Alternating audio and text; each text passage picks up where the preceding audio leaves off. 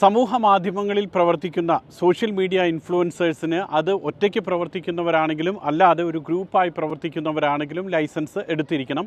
അബുദാബിയിൽ പ്രവർത്തിക്കുന്നവർക്കാണ് ഇത് നിർബന്ധമാക്കിയിട്ടുള്ളത്. UAE മറ്റ് എമിറേറ്റുകളിൽ പ്രവർത്തിക്കുന്നവർക്ക് ഇപ്പോൾ ഇത് നിർബന്ധമില്ല. പ്രധാനമായും ഒറ്റയ്ക്ക് പ്രവർത്തിക്കുന്നവരാണെങ്കിൽ അത് പ്രത്യേകിച്ച് മാർക്കറ്റിംഗ് മേഖലയുമായി ഏതെങ്കിലും പ്രൊഡക്റ്റിൻ്റെ വിൽപ്പനയുമായി ബന്ധപ്പെട്ടുള്ള പ്രൊമോഷനുമായി പ്രവർത്തിക്കുന്നവർക്കാണ് ഇത് വേണ്ടുന്നത്.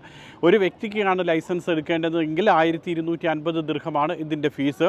നേരെ മറിച്ച് ഒരു ഗ്രൂപ്പിനാണ് ലൈസൻസ് എടുക്കേണ്ടതെങ്കിൽ 5000 ദിർഹമാണ് ഫീസ്.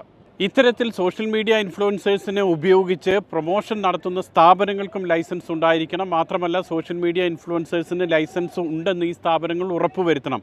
ഇങ്ങനെ ലൈസൻസ് ഇല്ലാതെയാണ് സോഷ്യൽ മീഡിയ ഇൻഫ്ലുവൻസേഴ്സ് മാർക്കറ്റിംഗ് മേഖലയിൽ പ്രവർത്തിക്കുന്നതെങ്കിൽ, പ്രൊമോഷൻ നടത്തുന്നതെങ്കിൽ അവർക്ക് രണ്ടുപേർക്കും, വ്യക്തികൾക്കും അതോടൊപ്പം തന്നെ ഇത്തരം സ്ഥാപനങ്ങൾക്കും 10000 ദിർഹം വരെയാണ് പിഴ ലഭിക്കുക.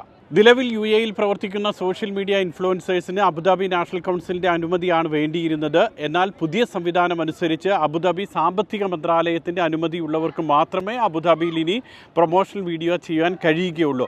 അവർക്ക് അബുദാബി ഗവൺമെൻറ്റിൻ്റെ ഔദ്യോഗിക വെബ്സൈറ്റ് വഴി അപേക്ഷിക്കാം. അതോടൊപ്പം തന്നെ പല വിധത്തിലുള്ള ടൈപ്പിംഗ് കേന്ദ്രങ്ങളുണ്ട്, അവരെയും സമീപിക്കാം. അത്തരത്തിൽ ലൈസൻസ് എടുത്തവർക്ക് മാത്രമേ പ്രൊമോഷണൽ വീഡിയോ ചെയ്യാൻ കഴിയുകയുള്ളൂ. പെയ്ഡ് ഇൻഫ്ലുവൻസേഴ്സിന് മാത്രമാണ് ഈ നിയമം ബാധകം. രണ്ടാമത്തെ കാര്യം ശ്രദ്ധിക്കേണ്ടത്, അബുദാബിയിൽ ജോലി ചെയ്യുന്ന അല്ലെങ്കിൽ അബുദാബിയിൽ പ്രവർത്തിക്കുന്ന പെയ്ഡ് ഇൻഫ്ലുവൻസേഴ്സിനെയാണ് ഈ നിയമം നിലവിൽ ബാധിക്കുക. സ്വന്തം സ്ഥാപനത്തിൻ്റെ പ്രോഡക്റ്റിൻ്റെയോ അല്ലെങ്കിൽ മറ്റേതെങ്കിലും പ്രൊമോഷനോ ഒന്നും നടത്തുന്നതിനെ ഇത് ബാധിക്കില്ല. ജോലി ചെയ്യുന്ന സ്ഥാപനത്തിന് വേണ്ടി ഇത്തരത്തിൽ പ്രൊമോഷൻ നടത്തുന്നവരെയും ഇത് ബാധിക്കില്ല. ക്രിയേറ്റീവ് കണ്ടൻറ്റ്, എൻ്റർടൈൻമെൻറ്റ് കണ്ടൻറ്റ് ഉണ്ടാക്കുന്നവരെയും ഈ നിയമം ബാധിക്കില്ല.